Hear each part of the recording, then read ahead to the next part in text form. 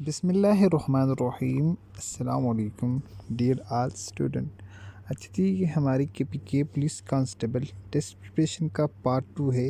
अगर आपने पार्ट 1 इसका नहीं देखा तो आप लोगों को डिस्क्रिप्शन में लिंक मिल जाएगा। सो हम यहीं से आगे फर्दर कंटिन्यू करते हैं अपने सेशन के जो क्वेश्चन थे उनको। इसबाब बगावत हिंद किसकी किताब है?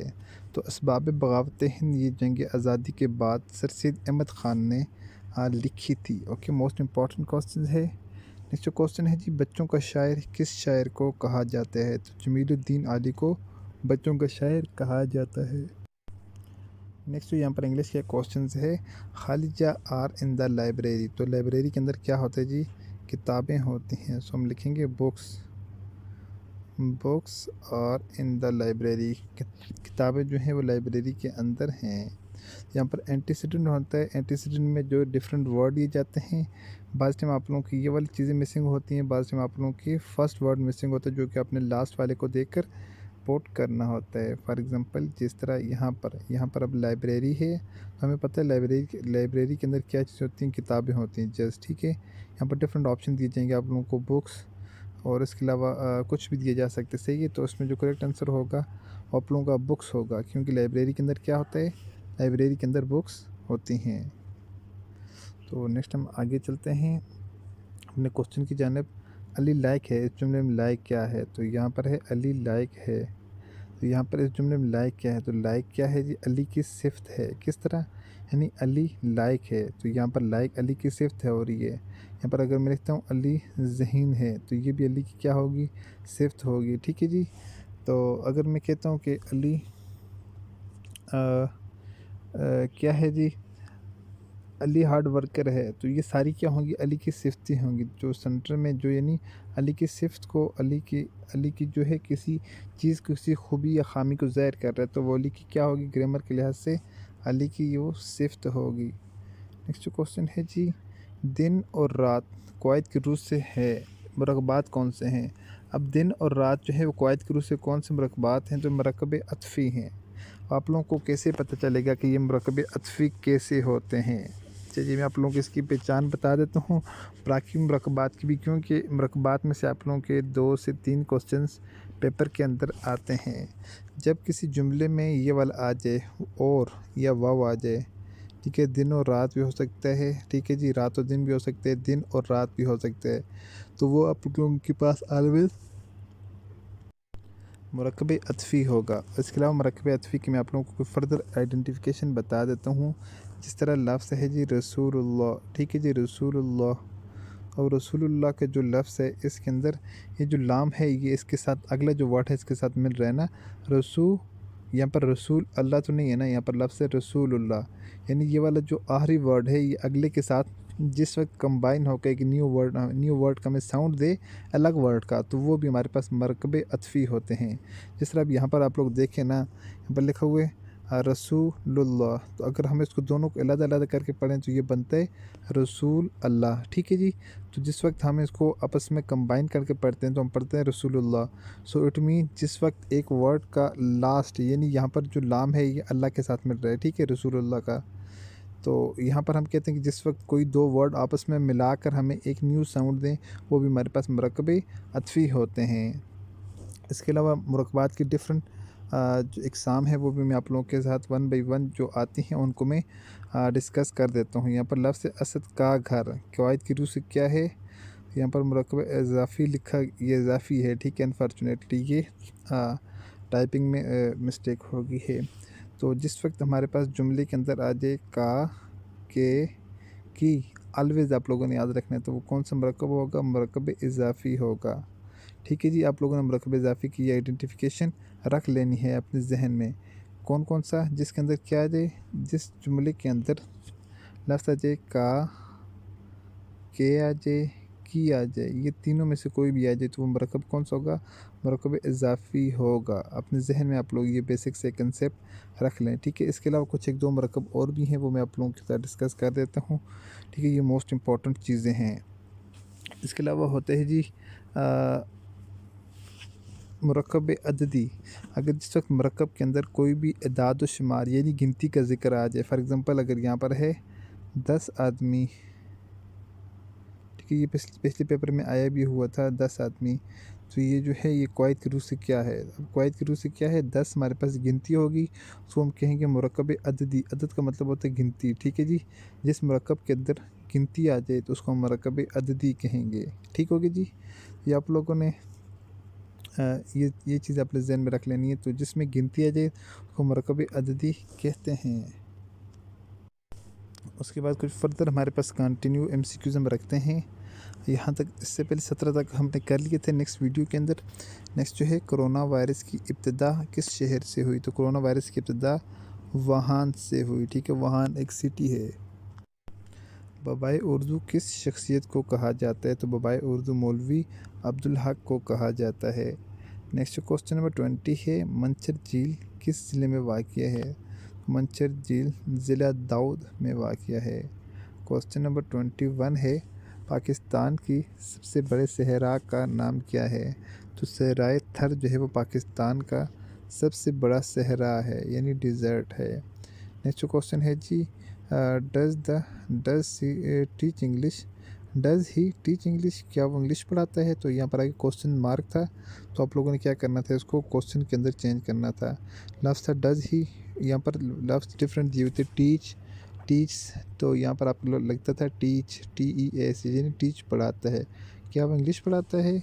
ये क्वेश्चन मार्क बना हुआ था। क्वेश्चन नंबर 23 था, ये एक पेपर है पास्ट पे मैं आप लोगों के साथ कंप्लीट पेपर डिस्कस कर रहा हूँ। कायद-ए-आज़म वाज बॉर्न ऑन 25 दिसंबर, 25 दिसंबर को कायद-ए-आज़म रहमतुल्लाह अलैह ताला जो हैं ये पैदा हुए। नेक्स्ट क्वेश्चन है जी OIC के मेंबर ममालिक की तादाद क्या है? तो OIC के मेंबर ममालिक की तादाद 57 है, यानी 57 है। क्वेश्चन नेक्स्ट है GPS किसका मुखफ़्फ़ है? ग्लोबल पोजीशनिंग सिस्टम, ठीक है। ये उसके अंदर साइंस भी थी, आप लोगों के पेपर के अंदर साइंस नहीं है। नेक्स्ट क्वेश्चन है डेविड लाइन कब बनाएगी? तो डेविड लाइन जो है ये 1893 में बनाएगी। नेक्स्ट क्वेश्चन नंबर 27, इस्लामी ममालिक में सबसे ज़्यादा गुंजान आबाद मुल्क कौन सा है? यानी रकबे के लिहाज से इस्लामी ममालिक सबसे बड़ा इस्लामी ममालिक कौन सा है? तो इंडोनेशिया जो है रकबे के लिहाज से नंबर 1 पर है इस्लामी ममालिक के अंदर। उसके बाद नेक्स्ट जो है जी पाकिस्तान में बिजली बनाने का सबसे बड़ा ज़रिया कौन सा है? तो थर्मल, ठीक है। थर्मल का जो ज़रिया है वो सबसे बड़ा ज़रिया है पाकिस्तान में बिजली बनाने का। नेक्स्ट क्वेश्चन है जी K2 पहाड़ की ऊंचाई कितनी है? तो K2 पहाड़ की ऊंचाई 8611 मीटर है और K2 का दूसरा नाम गार्डवन आस्टन है।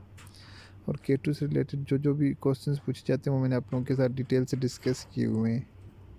नेक्स्ट क्वेश्चन है करारदाद मकासद कब मंजूर की गई? 12 मार्च 1949 को करारदाद मकासद मंजूर की गई। नेक्स्ट क्वेश्चन है जी अक़वाम मुत्तहिदा के सेक्रेटरी जनरल का नाम बताएं। तो अक़वाम मुत्तहिदा के जो सेक्रेटरी हैं उनका नाम है एंथोनियो गुटेरेस, ठीक है जी। आप लोग इसको थोड़े थोड़े शॉर्ट करके मैं आप लोगों को डायरेक्ट में एक मतलब वर्ड को अगर आप पढ़ेंगे आपसे नहीं पढ़ा जाएगा। इंग्लिश में ये वर्ड इजीली पढ़े जाते हैं, उर्दू के अंदर ये वर्ड पढ़ने में थोड़ी दुश्वारी होती है, ठीक है। एंथोनियो गुटेरेस, ठीक है, इनका नाम था। नेक्स्ट क्वेश्चन नंबर 32 है जनूबी एशिया के ममालिक की तंजीम का नाम क्या है? तो सार्क की जो तंजीम है जनूबी एशिया के जो ममालिक हैं उनकी एक तंजीम है। नेक्स्ट क्वेश्चन 33 दरियाए सिंध पर ज़ेर तामीर सबसे बड़े डैम का नाम क्या है? तो सबसे बड़ा डैम जो दरियाए सिंध पर तामीर है वो दयामर बादशाह डैम है। नेक्स्ट क्वेश्चन नंबर 34 निशान हैदर पाने वाले अफसरान की तादाद क्या है? तो अफसरान की तादाद 11 है जिन्होंने आज तक निशान हैदर पाया है। नेक्स्ट क्वेश्चन नंबर 35 पाकिस्तान का मैनचेस्टर किस शहर को कहा जाता है? तो फैसलाबाद को जो है वो मैनचेस्टर कहा जाता है। मोस्ट इम्पॉर्टेंट क्वेश्चन है।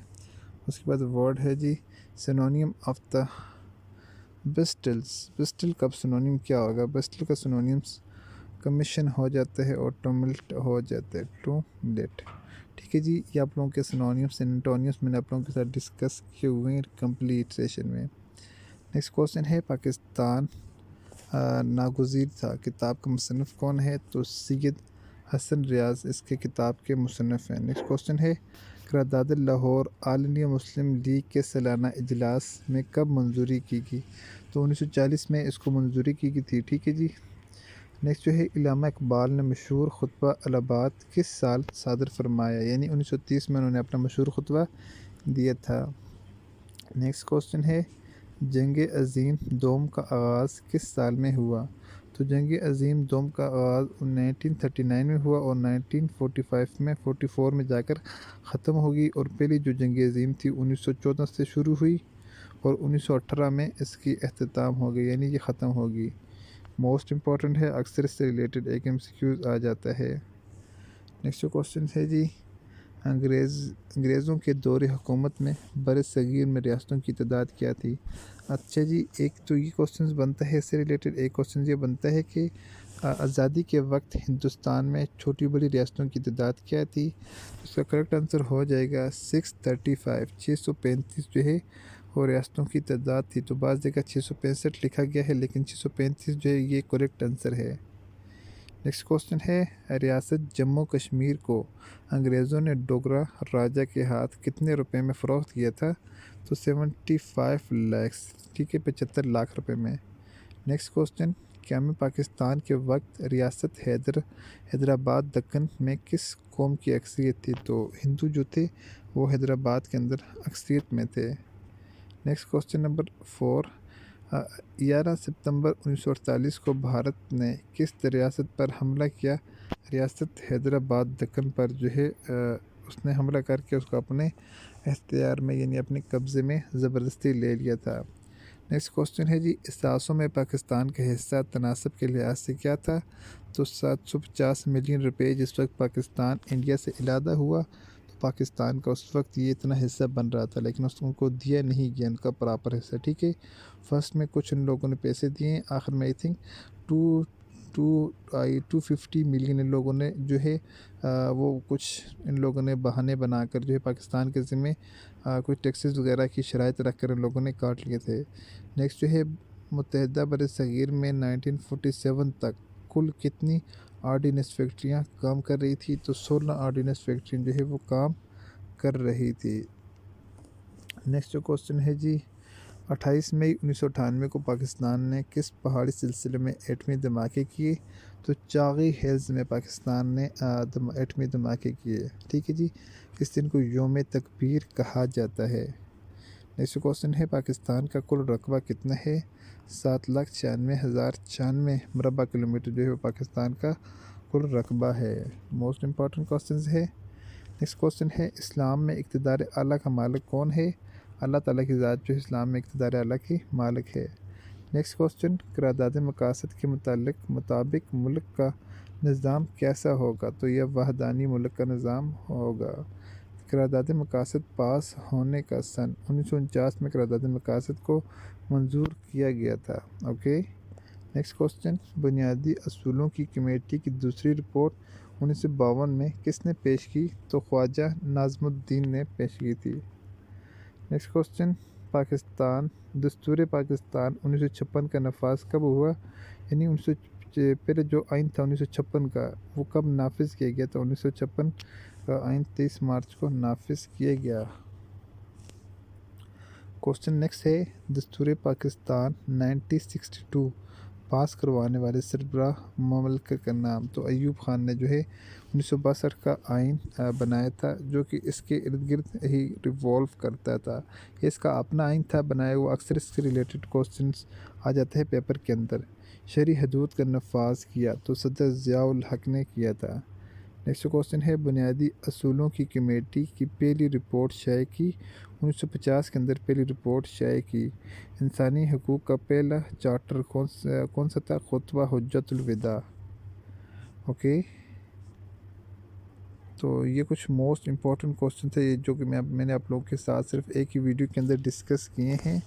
तो इंशाल्लाह इसमें से मोस्टली क्वेश्चंस आप लोगों के पेपर में आएंगे। सो आप लोगों ने अगेन इन क्वेश्चंस को ईच एंड एवरीथिंग को आप लोगों ने बार बार इनको पढ़ना है और इनको याद रखना है। आई होपफुल कि ये आज की वीडियो आप लोगों को पसंद आएगी। मिलते हैं अपनी नेक्स्ट वीडियो में। अपनी दुआ में याद रखिएगा और देखते रहिएगा चैनल वे ऑफ लर्निंग। अल्लाह हाफिज़।